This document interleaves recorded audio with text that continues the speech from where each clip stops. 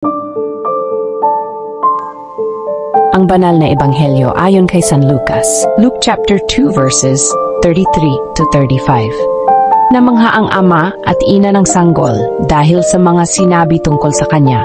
Pinagpala sila ni Simeon at sinabi kay Maria na ina ng sanggol, itinalaga ang batang ito upang maging sanhi ng pagbagsak at pag-angat ng marami sa Israel.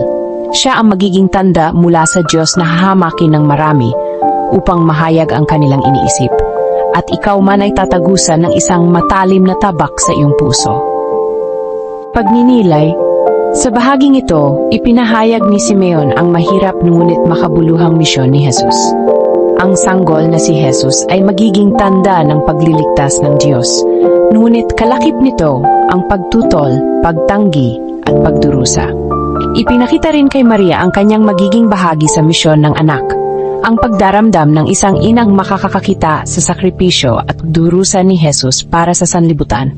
Ipinapaalala sa atin ng talatang ito na ang pagsunod sa Diyos ay may kaakibat na sakripisyo.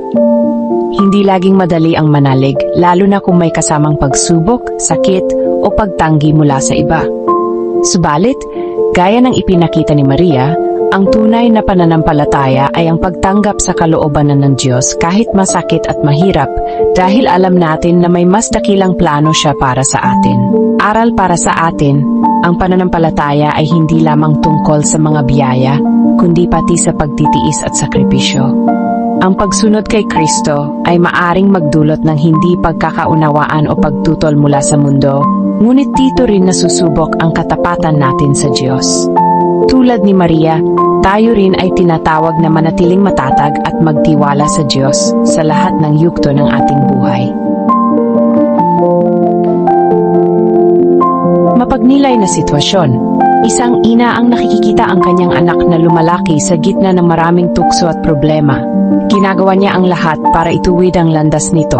Pinapayo, ipinagdarasal, at tinuturuan ng mabuti.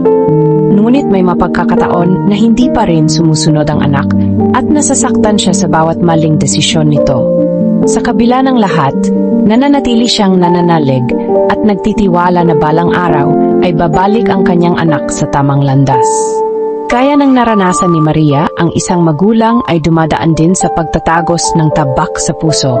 Ang sakit ng makita ang anak na nahihirapan o hindi naunawaan ng mundo. Pero tulad din ni Maria, natututo siyang humawak sa pananampalataya at ipagkatiwala ang lahat sa Diyos. Mga larangan na mapagninilayan. Sa pamilya, paano ko tinatanggap ang sakripisyo para sa ikabubuti ng aking mga mahal sa buhay? 2. Sa pananampalataya, kaya ko bang tumayo at manindigan sa aking paniniwala kahit may pagtutol o pangungutya mula sa iba? Sa aking personal na buhay, natututo ba akong tanggapin ang hirap at pasakit bilang bahagi ng mas malalim na plano ng Diyos para sa akin?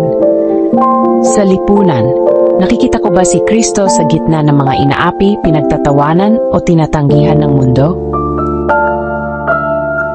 Panalangin, Panginoon, salamat po sa iyong bugtong na anak na si Jesus na naging tanda ng iyong pag-ibig at pagliligtas. Tulungan mo akong tularan ang pananampalataya ni Maria na sa kabila ng sakit at sakripisyo ay buong puso pa ring nagtiwala sa iyo. Sa bawat pagsubok at pagtutol na nararanasan ko, bigyan mo ako ng tapang na manindigan para sa katotohanan at manatiling tapat sa iyo. Naway makita ko sa aking mga sugat at luha ang mas malalim na kahulugan ng iyong plano para sa akin.